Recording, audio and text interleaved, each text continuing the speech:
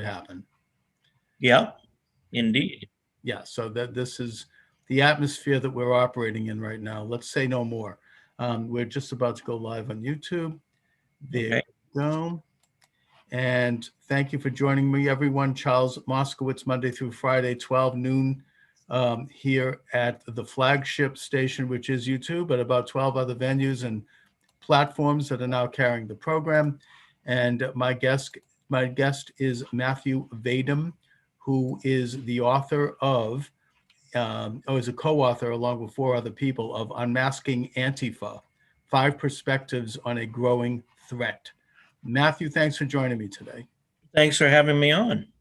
So, Matthew, let's start out by talking a little bit about Antifa and where they came from and who they are. Okay, well, Antifa or Antifa. I find myself being lazy and always pronouncing it Antifa.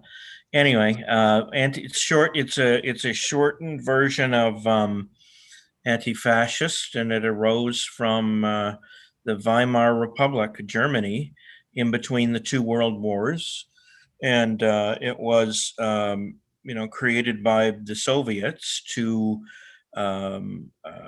cause trouble, and one of their main activities was fighting the German Workers' National Socialist Party, the Nazi Party, Mhm. and so their equivalents, the Sturmabteilung, the SA, they would break up each other's meetings and try and suppress the speech of the other of their enemies.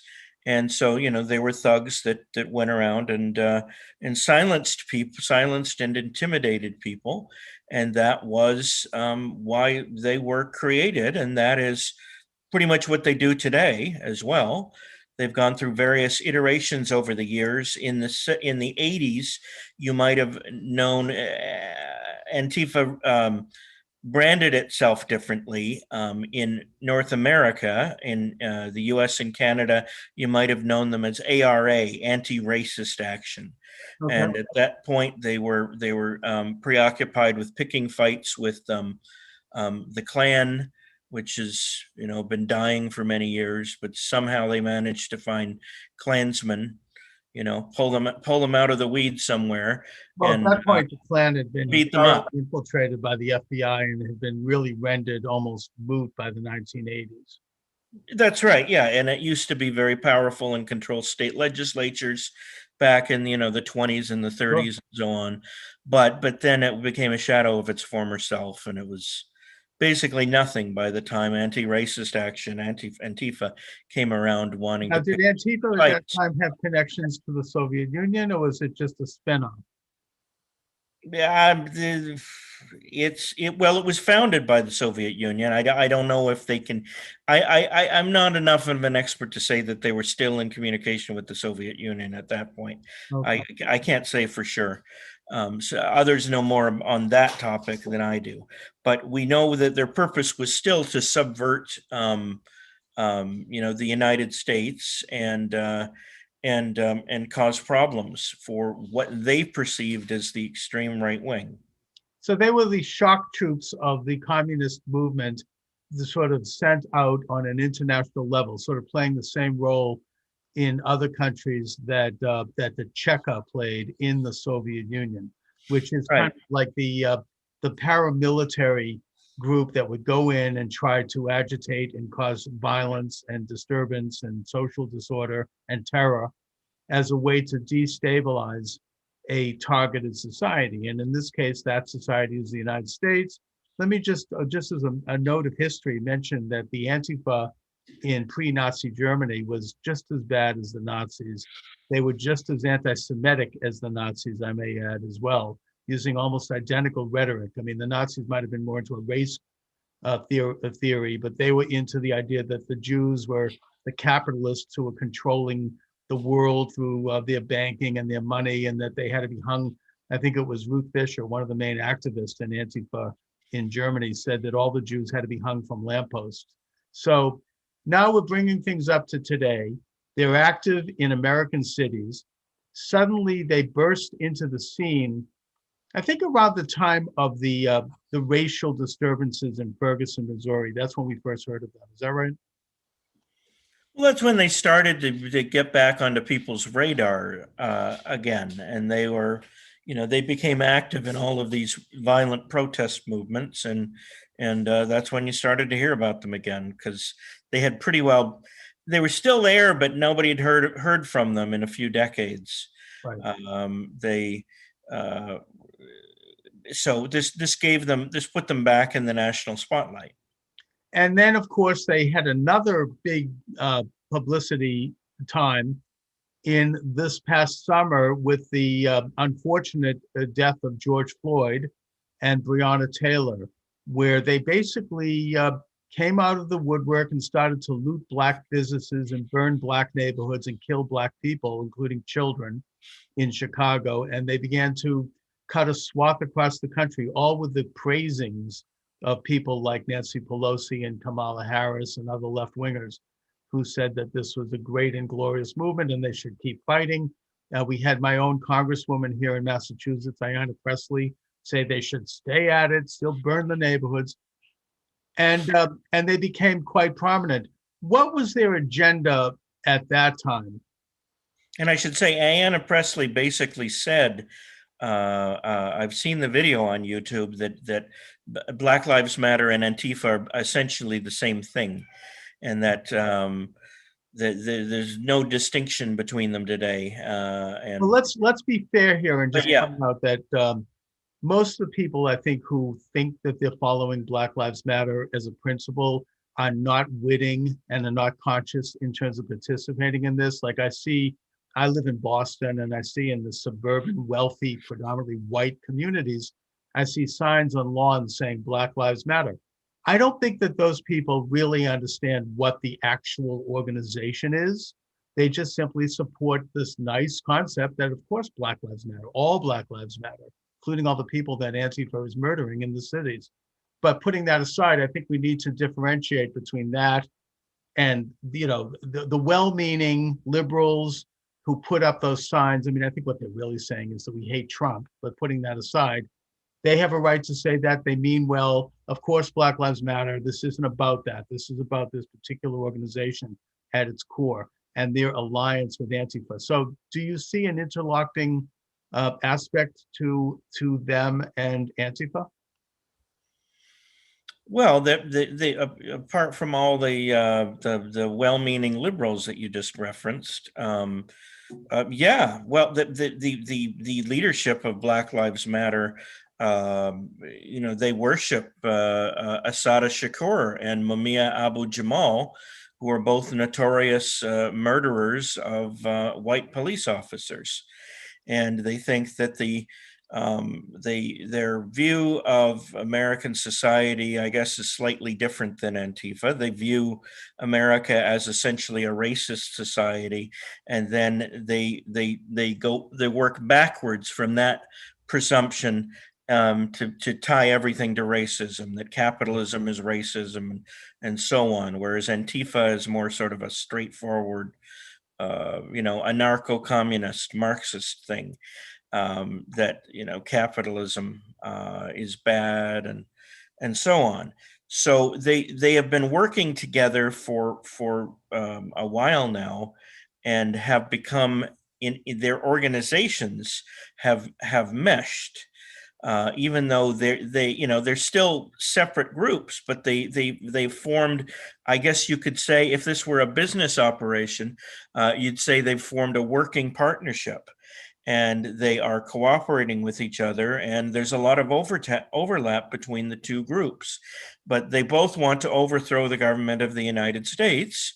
And they're both, well, they're both bad news, obviously. Okay, my guest is Matthew Vadum. The book is Unmasking Antifa, 5 Perspectives on a Growing Threat.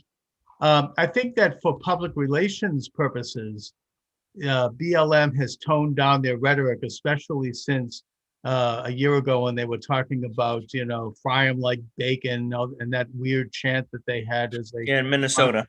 Yes, that, and also the murder of 4 cops in Dallas and 2 cops in New York City who was sitting in their squad car, both of whom, by the way, happen to be minorities, not that that matters, who was shot in cold blood by this guy who said he had been inspired by BLM. So I think that since then they have sort of reined it in a little bit. They've tried to go a little more mainstream, especially now that they're getting huge amounts of money pouring in from municipalities and from various donors. Big corporations. Big corporations who are shaking down cities, municipalities, people like George Soros. I mean, everyone is I don't even know if Black Lives Matter. It's fair to say they shook them down.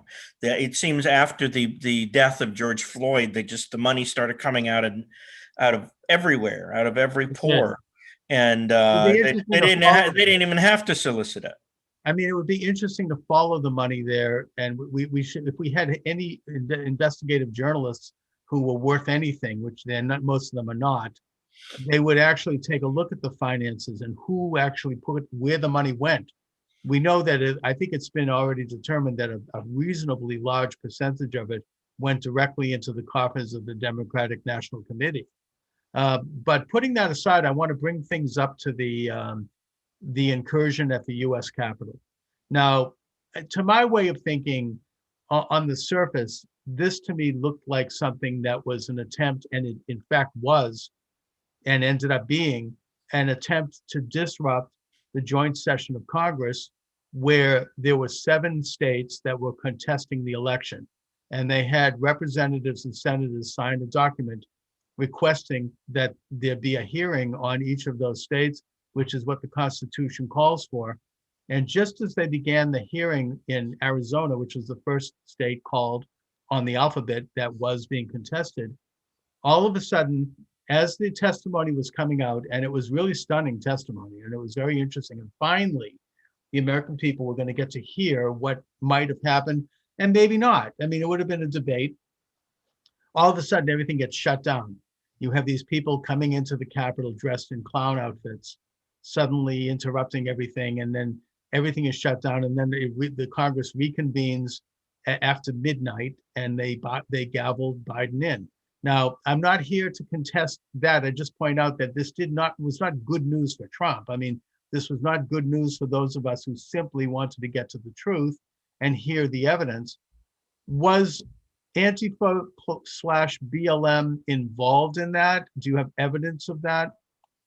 Well, sure it was, because John Earl Sullivan was of Utah, was arrested for participating in the riots, and in fact, he even posing as a journalist, even though he has no contacts, no connections to actual journalism producing organizations, claimed to be a journalist, a documentarian, and he shot about 90 minutes of video of the riot that took place and that he was fully a part of. He was telling people to destroy things and to smash windows, and it's right there in his video. It's an interesting snapshot of what happened from the point of view of an agitator, of a documentarian who was actually involved in the wrongdoing. So this self-styled Lenny Riefenstahl is making a production of it, and he is associated with both. He's an example of these two movements working together, Black Lives Matter and Antifa, because he's associated with both of them. And there have been other people who are under investigation for participation in this, and it's very suspicious. Now, obviously, not everybody who was wearing a Trump shirt or carrying Trump paraphernalia or a flag who went into the Capitol on January 6th and disrupted the official election certification proceedings in the joint session of Congress. Not everybody was, a fake Trump supporter, Exactly. and Antifa. Obviously, there were some people who did that. Sure. But the question is, who started it? Was it provocateurs like this fellow that I just mentioned, who's from Utah, John Earl Sullivan, or was it, was it actual Trump supporters? And right now, the evidence is kind of fuzzy on that, but it looks like um, the people who supposedly stormed the Capitol, for the most part, didn't actually storm it. They were let They in. were There's let in, all and sorts of everybody. videos of U.S. Capitol police officers. The Capitol complex has its own police force that patrols the grounds and the neighborhood around there on Capitol Hill in D.C. That they let them on the property. There's lots of videos of them holding doors for them and moving barricades. And they don't really look scared in the videos. No, Looks and in like they're fact, just they're hanging out accommodating. with. There's a film of them actually hanging out with the guy with the buffalo horns, who is sitting at the dais in the U.S. Senate, and he's like, bantering with him. I mean, it was not like, Right. to me, that's a very Not strange. while he's sitting on the dice, but Okay. yes. I mean, that I hope They is did a selfies positive. with them. They did selfies That's with right. them. I And mean, if is they that were rioters, they were very well behaved because a lot of them went around and picked up garbage that got knocked, garbage cans that got knocked That's over. right. There was So, no real, I mean, there was a few broken windows, but I don't think there was any actual real property damage. And I'm not here to apologize for this. Believe me, it destroyed the opportunity of the American people to see the evidence, which is why I'm suspicious. which is why Now, you have to be suspicious about it. Was yeah, is that supposed was that supposed to happen to help seal Biden's victory? And I don't normally embrace, conspiracy theories all the time, but as that this is a pretty good one we that, have that to take a needs look at that who needs to be benefited. examined, Who because who benefited? benefited from this? Yeah. Biden and the Democrats. That's right. And now they, of course, use that, in the same way, not to make a comparison outright, but the same way that the Nazis used the Reichstag fire, which I've talked about. Basically, to give a little brief, a few weeks after Hitler became, chancellor of Germany, there was a Reichstag fire, the Reichstag being the German parliament, the German equivalent of the US Capitol, and that there was this guy who was a communist who was accused. That's not the relevant point. It's always been considered by most historians to have likely been an inside job. But either way, it was used by the Nazi regime to suspend the Reichstag and to enact emergency measures which suspended the German constitution. And we Right. know that, of course, ultimately led to the World War II and the Holocaust. So I'm not comparing. I'm just saying that, it was sort of like what Rahm Emanuel famously said on the Sunday talk show the day after Obama was elected, that you cannot let a good crisis go to waste. And this was an opportunity to finally have some kind of proof that it was the right wing was involved with a violent incident, because we all know that most of these were left wing instances, and that they It, were. it takes a lot to make conservatives violent. Well, I mean, It takes a lot. the idiocy of it is that they actually claimed that Donald Trump was literally conspiring to overthrow the government through terrorism. I mean, the guy with the fuzzy, rat tails and bullhorns, he was sent in there to overthrow the government. I mean, think about the idiocy of that. They're going in there. What are they going to do? Declare a new president? I mean, what it's so Yeah, moronic. were they going to kidnap Pence and how But would that have allowed them to have gained control over the organs of the federal government anyway? Well, I mean, like, No, I think, what is Trump sitting in some smoke-filled room somewhere? Let's see, how can I stay president? I know. We'll send this bozos into the U.S. Capitol and they'll seize the building, and then I'll still be president. I mean, and yet they, of course, went on to impeach him, and now they're saying, oh, this was a quote insurrection. He was involved in trying to plot. This is a worse conspiracy theory than the one that sustained them for 3 years, which was that Trump is a spying for the Russians. I mean, and which these leftists still believe, and they're oh still no, they're not promoting listening it to it. nowadays. Never mind the fact that Mueller and his brown shirts finally came, were called out onto the carpet and had nothing. That doesn't matter. The point is that they still are using that to agitate, and they're using the phony phone, the perfect phone call, which, by the way, proved that in fact Biden had done what Trump was trying to find out about. That this was somehow, there was something wrong with that, and they impeached him for that. So, but getting back to Antifa. Oh, and one more thing, just as a little mop up on this.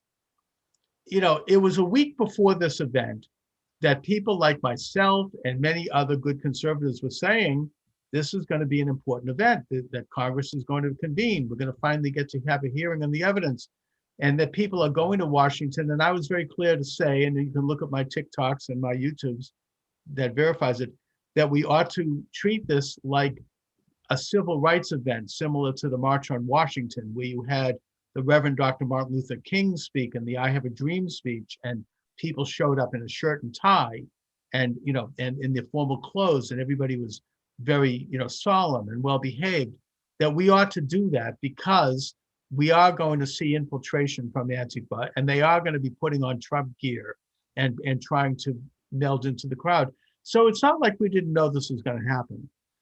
We didn't know it was going to happen to the extent that they would break into the Capitol.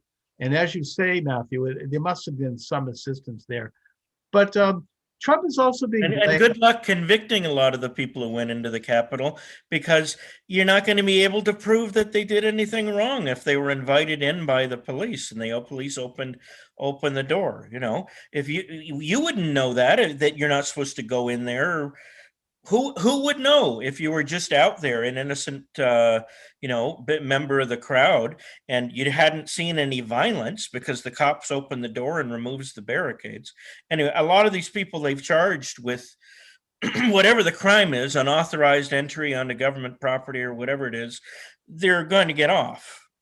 Well, that's there'll the be thing. very few convictions. Yeah, and Trump has been blamed. One of the things that has added to the hysteria of the impeachment is that Trump is being blamed for not having called out the National Guard or not having called out, appropriate security forces in advance to prevent this, and that's being used as an excuse or as proof that he wanted to overthrow the government. But the Capitol had a security force. It just that's just it. Wasn't doing its job. That's right. I mean, to go into a federal building. I mean, here in Boston, if I want to go, like I had to go to the Tip O'Neill building last year to renew my passport. That's the big federal building in downtown Boston. I mean, to get into that place, I had to have, take off my belt and put my, my cell phone and a little dish, which went through the thing. Just like going through TSA. Yeah. And I mean, go through the metal detector. Then they had to do a scan with a wand. That was just to get in. And that's not a major federal building. That's a Boston federal building. I mean, the US Capitol is the most important federal building in the country. And so, I mean, I don't understand how it is that people could get in there. I mean, where were the scanners? I mean, where were the security people? Exactly. It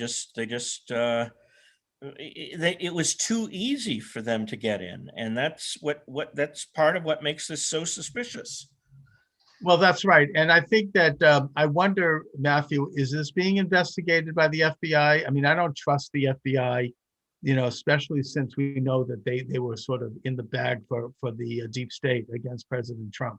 But I don't know, and I don't trust them either. And when I say that, I'm not talking about the average rank and file FBI agent who I do trust. I'm talking about the leadership. Well, the organization as a whole. Yeah, that's right. Is there, and do we know anything about the investigation of this? I mean, I suppose that now that Biden has been installed, it's going to be very difficult to get to the bottom of this, isn't it? Yeah, I don't think we know. We don't know the FBI doesn't discuss its methods, and if we learn what they're doing, it's generally through leaks or through something that they've found it to their advantage or been required to disclose to the public. So I don't think we know. No, and unfortunately, we're not going to be knowing either. I don't think. I hope I'm wrong. So, what is Antifa up to now? I mean, now that they've had this possibly, and again, this is alleged, and we don't know all the facts, but they've had this successful action at the U.S. Capitol building, and that they were able to do in classic communist style. They were successful by use of their various minions in the media and their supporters, portray it as the action of their enemy. They were able to, I mean, that's a classic approach. What are they doing now? I mean, they've had a great success. Well, they've right now they're doing what they do best, and that's burning down Portland, Oregon. They love doing that, Right. and they've resumed their. I'm not sure if they ever really stopped burning down Portland. Maybe that we just got crowded out by the other news. But yeah, they're causing trouble in their strongholds, and I'm sure we haven't heard the last of them. They're a bunch of angry, very determined people, and a lot of them have been. You've seen news that a lot of them have been protesting Biden, because even a leftist like Biden isn't left wing enough for them. And Biden has been, and the Democrats have been reluctant to denounce Antifa because so much of their base supports them. So they've been very careful about that. And you know that the DNC actually officially endorsed Black Lives Matter in a resolution in 2015. I wrote about it at Hmm. Front Page Mag, and you can find it there. So DNC and Black Lives Matter are tied at the hip, and Antifa is in this, functional alliance with Black Lives Matter. So one could say almost that the Democratic Party is Antifa right now, if one were so inclined. And exactly what is their claim in the now looting and burning in Portland, Oregon, and I think also in Seattle? I mean, exactly what's the beef with Biden?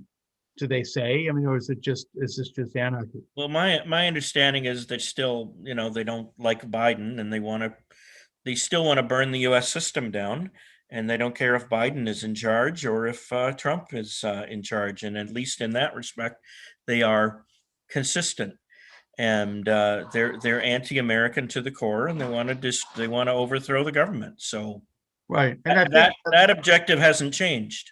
and my understanding officially is that their beef with Biden is that he's not going to be abolishing ICE. And they want to completely end, want open borders and an end of any apprehension of undocumented. Yeah. Oh, well, Obama, I mean, Biden is not going to abolish ICE, but he's just going to render them. He's just going to render them toothless, and Right. he's going to open up the borders and let more illegals in. The caravans have already formed in Central America. They're marching towards the Texas Mexico border, and he's going to try and push through a massive amnesty by any means possible. And he may have the numbers in Congress to do it, maybe not. We'll Right. Well, see. I We'll mean, see soon enough.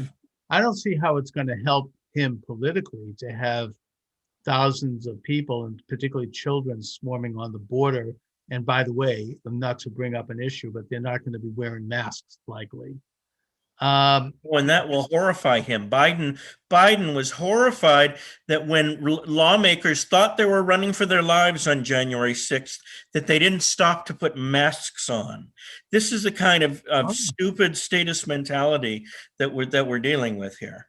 I How mean, dare they my not own, put their masks on yeah, while they're running away from an angry mob? my own Congresswoman, Ayanna Pressley, not to mention her again, said that this was a form of chemical warfare, that they weren't wearing masks. And Yeah, then, well, whatever. she, Anyway, she really, in a just world, she'd be in a lunatic asylum. But anyway. yeah. And by the way, she and her gang of squad members voted against a $3.5 million appropriation to help you with humanitarian aid to illegal immigrants coming over the border, because she thought it might help Trump.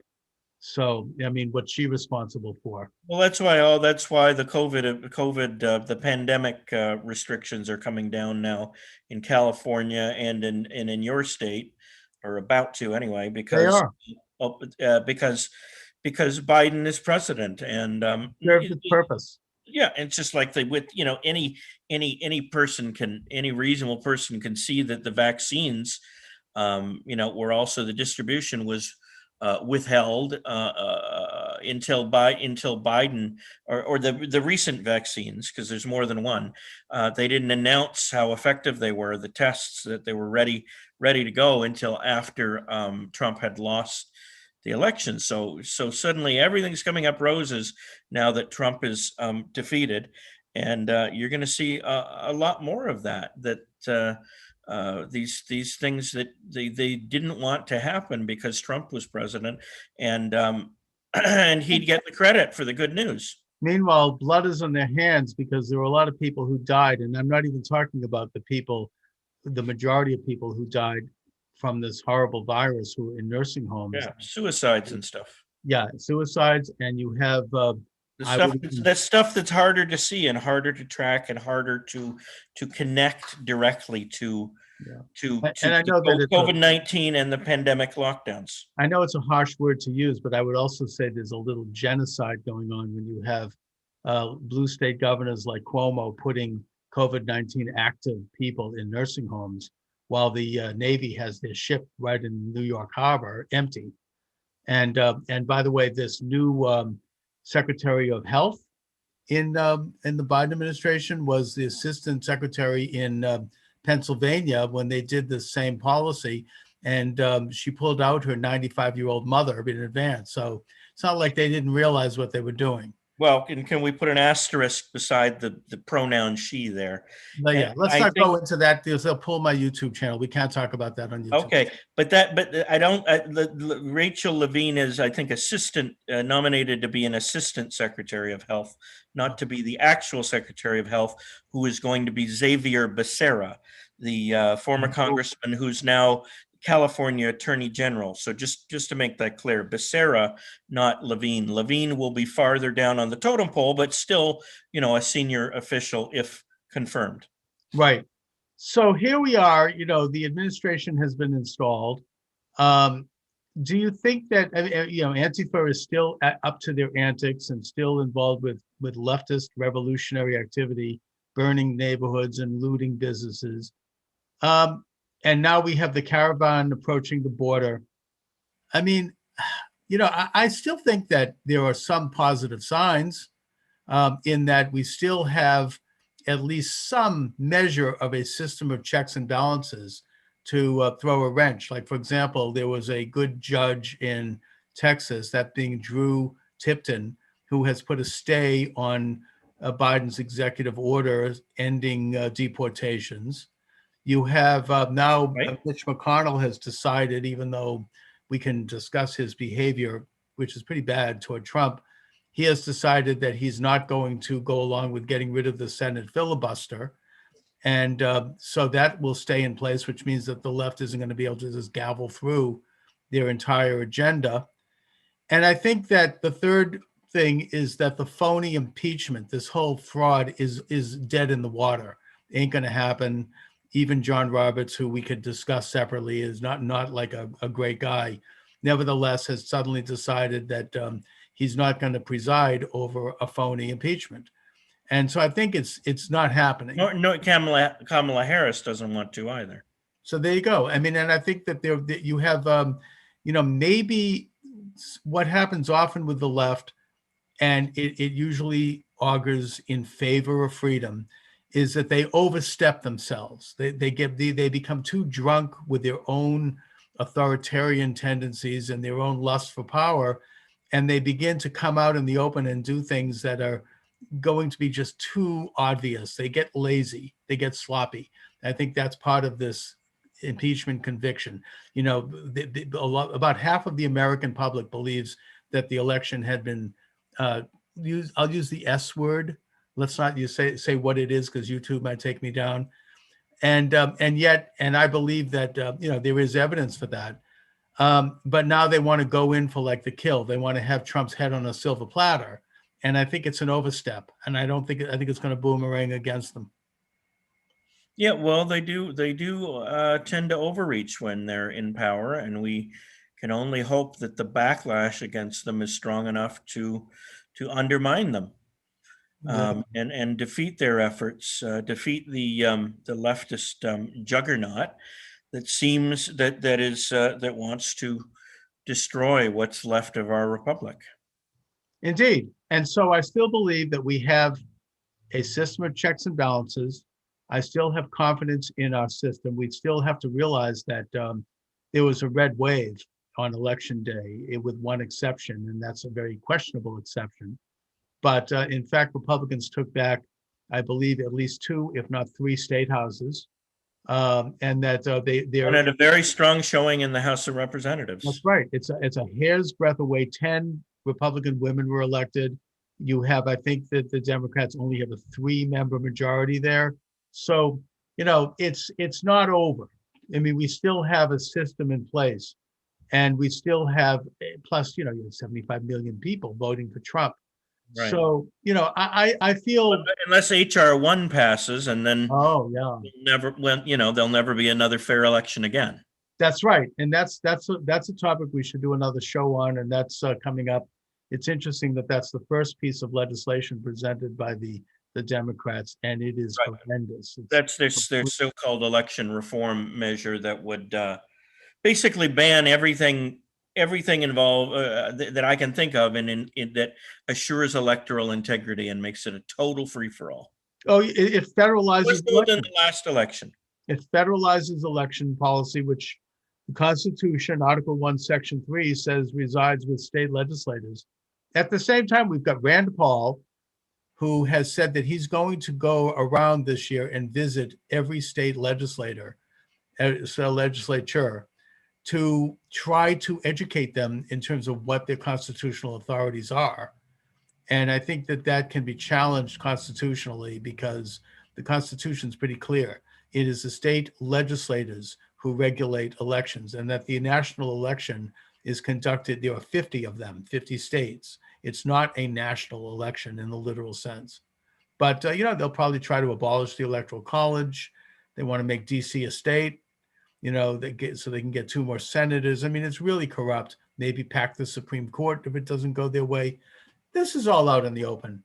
I don't think I'm confident that the American people aren't going to go for it. Well, I'm not, but Okay. I hope you're right. I know I might be looking at things with rosy-colored glasses. I agree. I hope you're right, and we have to fight hard. But Of course. I really don't know what's going to happen. I've given up on trying to predict the future. All right. So Matthew Vadum, what are you working on now? I know you've got great columns and books. What's up with you? Well, I write the book that I contributed to on Antifa was published by Center for Security Policy Press, but I'm a regular writer for frontpagemag.com of the David Horowitz Freedom Center, and I write every single day for the Epoch Times. Oh, they're great. They're doing a great job. Yeah, thanks. Something. I'm their Supreme Court correspondent, and when there's no Supreme Court news, I cover other legal news. So, it keeps me pretty busy. So excellent. So frontpagemag.com and the Epoch Times, and my own personal website where I archive all my articles is matthewvadum.com. Okay. So listen, Matthew, stay in touch. If you have any stories you'd like to break on my show or just discuss on my show, please drop me a note. I'm doing it Monday through Friday, 12 to 1 p.m. live. And I really appreciate you joining me today. Great. Well, you're welcome, and pleasure to talk with you today. All right. Thanks a lot. Okay. All right. And I think to wrap things up, I am going to do a bit of an open line segment here. You're welcome to join the program. 617-396-4958. What is on your mind? Would you like to comment on these or other stories? 617-396-4958. Come on down. Matthew Vadum is here. He's the author of Unmasking Antifa, 5 Perspectives on a Growing Threat. He's got a bunch of other good books here too that go back a ways. I particularly like Subversion Inc., which was good book, Matthew. Thank you. Gets into the whole question of Acorn. And by the way, their name has popped up recently in connection to voter irregularities. And speaking of the Texas spinoff, the Texas Organizing Project was engaged in some mischief in the November election, and some of the chapters are more active than others. The one in New York, the successor organization, New York Communities for Change, is very active. And then others are less active, like the one in your neighborhood, New England United for Justice. I'm not really sure what they're doing nowadays. But New York Communities for Change and The California spinoff, Alliance of Californians for Community Empowerment, is pretty busy. More, Missouri, the Missouri spinoff, Missourians Organizing for Reform and Empowerment. They really love these long names, don't they? Moore was quite active in the Michael Brown riots in Ferguson, Missouri. Right. And they even got a congresswoman elected. Sure, they did. The wacky, what's her name? Bush. She makes the squad look moderate. Doesn't But she? yeah, I mean, and also, I don't know if you have any information on this. This could be, I think this is more than rumor, but I've seen that former Weather Underground member Rosenberg, who was involved with the bombing of the US Capitol and the looting back in the 1970s. Talk about insurrection. Um, she fled the country, spent about 20 years in Cuba. She was pardoned by Obama. She comes back, and now she's an advisor for BLM. Yeah, I think you've summed it up accurately. I mean, hello. That to me, that should tell us everything we need to know. And the adoptive son of Bill Ayers and Bernadine Dorn is the district attorney in San Francisco now, Chesa Boudin. Mhm. So, Boudin or Boudin. Bowden, yeah. Yeah, Did, and did so did he get any George Soros funding for that? yeah, I'm pretty sure he did. Yes, because Soros understood where the power lay in the United States, and that is with district attorneys. And he was Right. involved with supporting various of them around the country and helping them get elected. And these are some of the same people that are giving a pass to a lot of various crimes and Right. mischiefs. Well, and Uh, so did the crazy new DA in Los Angeles, George Gascon, um, who was the DA in San Francisco previously. So he caused damage there. And now he's causing trouble in LA, and his own deputy prosecutors, deputy DAs are suing him because he's so awful. And then you have the Philadelphia DA, whose name mhm. escapes me right now, but I've written about him, and he has caused a lot of headaches in Philadelphia, and he was sued recently by, there was a legal action by Mrs. Faulkner, the widow of Daniel Faulkner, the policeman murdered Mm. years ago, a few decades ago, by Mumia Abu Jamal, because she didn't want this guy. Now the name just came back to me. Larry Krasner is the DA, and he's so openly and in your face a Trump hater, and hates cops, and even joked that he could never get elected because of his track record. Somehow he managed to get elected with Soros money. And this Pennsylvania Supreme Court, corrupt as it is, refused to remove him from the various frivolous jailhouse appeals that Mumia Abu Jamal has been filing, trying to get special treatment in his dotage.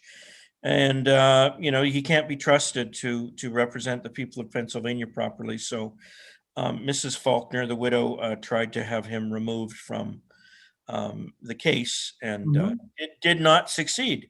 Pennsylvania Supreme Court left him in charge of representing the state, the Commonwealth of Pennsylvania, Yeah. in Mumia's cases. I wonder if he's in any way connected to the vote count in Philadelphia, but let's not even go there. Also, the DA in Chicago is a Soros stooge who conspired to help Jesse Smollett in his fraud against the Right. Chicago police, Cook and the County, DA Illinois. in Yes. yeah, and the DA in St. Louis, I think, has her fingerprints all over the recent violence there and the attempt to tear down the St. Louis statue. And Charging the two lawyers who yes, defended their property by bringing out guns. Um, they didn't even threaten people with them. They just brandished their weapons. They right, showed them, that's which, right, and which that's a crime for them. you're allowed to do when there's a threat. Of course. I mean, and exactly. And they're the ones who are now Saved their charged with the lives. crime. Saved their So, lives. Saved their property from being, God knows what the angry leftist mob would have done to it.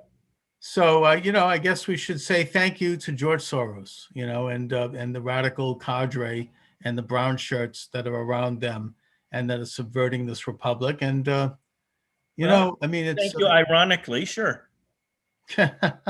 exactly. So anyway, Matthew, listen, I want to thank you for joining me this afternoon. And let's do